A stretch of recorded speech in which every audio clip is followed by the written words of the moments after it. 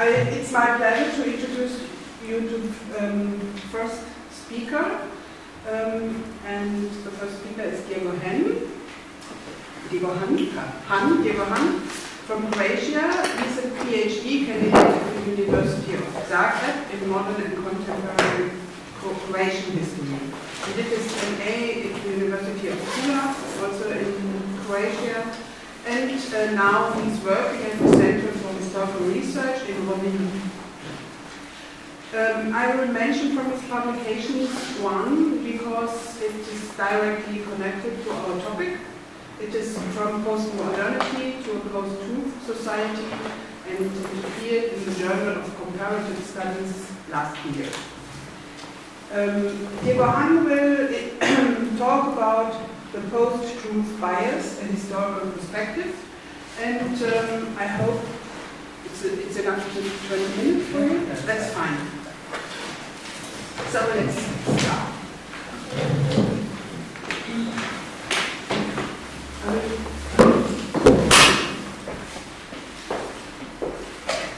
It's okay? Yes.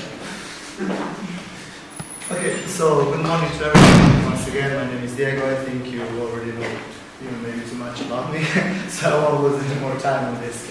My topic is the post-truth bias from a historical perspective.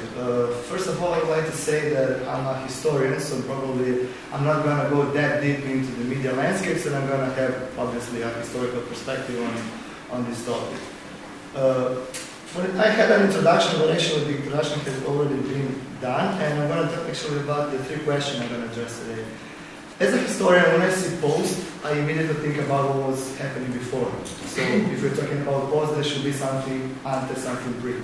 So, I mean, I will hear society, but it could be through the condition or whatever you would like to call it. But if we have a post-truth society, then probably we should have something that was coming before, and I'm going to address this topic.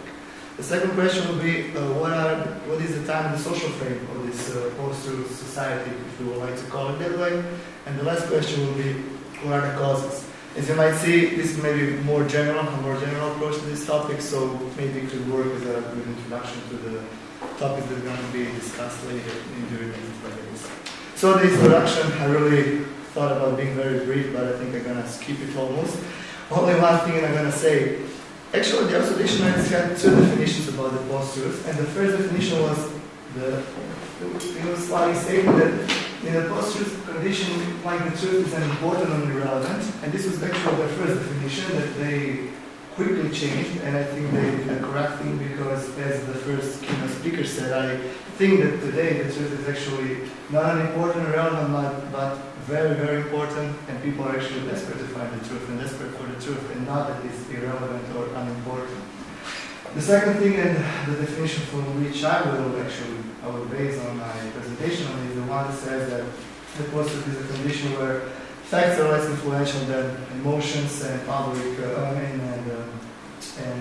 personal belief in shaping public opinion. I think this is a good definition to start this whole discussion about the post-truth. So, truth society versus post-truth society. If we have a post-truth society, is there any historical evidence that we can talk about truth society in the past? And I think I could say right away that this is quite impossible to say, because from a historical perspective, first of all, how do you measure a truth society, post-truth society is kind of difficult. And just to give some examples, I mean, can we say that our society was a truth society like 5,000 years ago, 1,000 years ago, or 15 years ago? I think it's quite complicated to claim that. And I would really like to say, to hear something contrary to that, but I think it's really hard to say that. The second thing is, was truth more important or relevant in the past? And I think it's also kind of difficult to claim that the truth was more important or relevant in the past. As I said, people are really looking for the truth. It's not really about the truth, if the truth is relevant or important. Something else changed, and I'm going to talk later about what changed. And the third question is, were facts more appealing in shaping public opinion in the past? I think this is also very hard to claim. And I mean, how can we say that, knowing what happened in the past, any situation that we can look in the past, and we just cannot claim that the facts were more appealing. Just a quick example, the Tom King incident, Vietnam War and so on. Let's talk about facts, what happened in fake news and stuff like that. This is just an example very quick for introduction. So you might think that, well, nothing changed, but in fact, something changed. And some very important change. This change is the hierarchy of knowledge. Here actually going to borrow the concept of Jan Kajfuš, he's a Czech folklorist. And hierarchy of knowledge for him is actually are all those institutions that in the past had the power to somehow impose the truth. For example, universities or any religious institution. And actually, we heard about it in the first presentation of the keynote speakers. I think it's the truth figures or something like that was called. So actually, these are the hierarchy of knowledge. This changed today. Today, the hierarchy of knowledge is weakening and is obviously not strong as it was in the past. An example, this is why today, for the perfect scientist in a perfect world who works, for example, on climate change, because we've been working on climate change for 20 years, his idea, his studies and so on, they count as much as a YouTube University graduate. Of course, I'm joking, but a YouTube University today is kind of thing. So this is because of the hierarchy of knowledge. Today it's not really about who you are, where you come from, or if you are part of the hierarchy of knowledge. It's about what we said before, this personal belief and so on. But it's not the truth that changed. Both sides are looking for the truth, and it's not the truth that changed, but it's the way how you can influence the people around you that change. This is important. And also, the hierarchy of knowledge is weakening why? Because we had these changes in the whole academic context. One of the reasons is also postmodernism. Of course, I'm not an expert in postmodernism, but we know that postmodernism kind of changed the context of how the academia is working, and at least some things changed. And as far as emotion, instead of facts and emotional connection in time of support and security, actually, this is not something new. As I said, yes, we go after emotions, but we always went after emotions. The humankind is like this. We always went after emotions. Not that before we didn't do that, but we just didn't have the chance how to express them the way we do today. So this is the big change. The first big change, we have another one, then I'm going to talk a little bit later. The second thing is the time of the social frame. So we're talking about post-truth. When did the post-truth develop? I mean, where did it develop? And here about Western liberal democracies. Why? I mean, Western, obviously, liberal democracy, let's say in general, but most of them. Why? Think about it. How can we talk about truth, post-truth, and so on in a, let's say, society that is not liberal?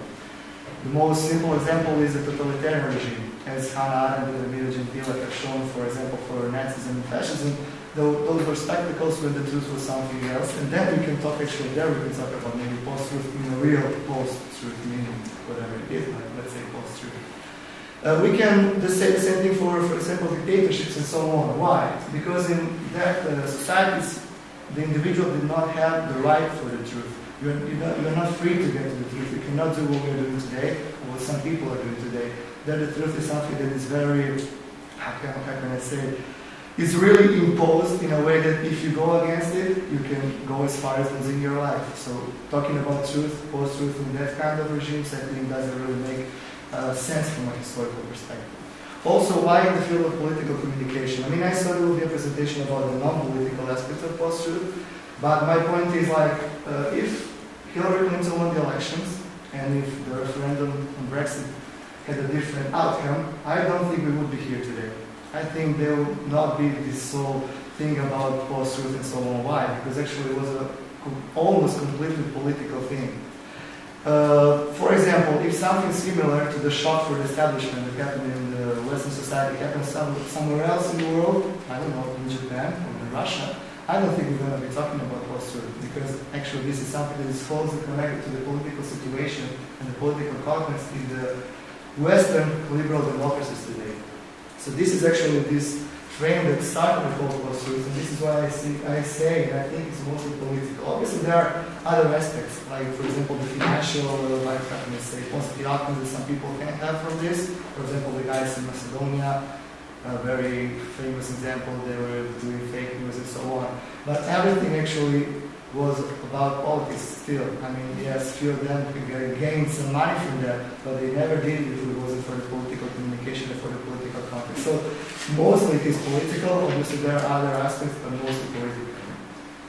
And also, well, the time of insecurity is stated also in the call for papers, the disillusion of the population, of the community, We had the economic crisis, then we had the migrant crisis, and so on, real or supposed insecurity. The mass media and the established political actors were always saying the same thing, and that's why they lost, actually, for example, in the United States and with Brexit and so on.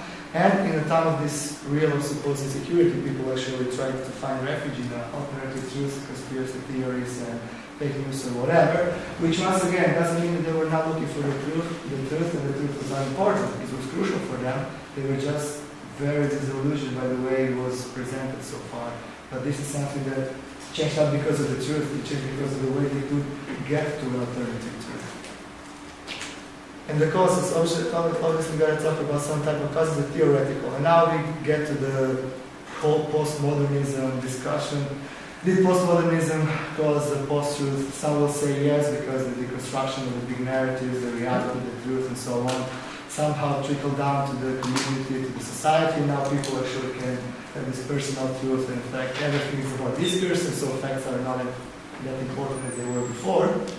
Others will say actually postmodernism gives us a tool to actually fight post-truth, because it tells us how it works, and why does the construction happen, and so on, and how we should fight it. In my opinion, postmodernism actually had this kind of a trickle-down happen, because if everything is discourse, and if what the scientist says, the climate scientist from the example before says, is valuable as much as the one who actually learned everything on YouTube, because everything is discourse, and everyone is right to be right, then probably we can have a problem. And I'm saying that postmodernism is better totally, but it could be some kind of a nuance of postmodernism. And the second thing actually is the second big change that I was talking before, the technological change, and this is actually strongly connected to the topic of this conference. The development of social media, alternative media, and so on, this technological development that changed the way we distribute and consume actually information. This is what I'm talking about actually from the beginning of this presentation. The truth, yes, the truth is important, but in the past you couldn't actually have so many new information all the time as we have today. I mean, in a second you can communicate with thousands, if not tens of thousands of people. Before you couldn't do that.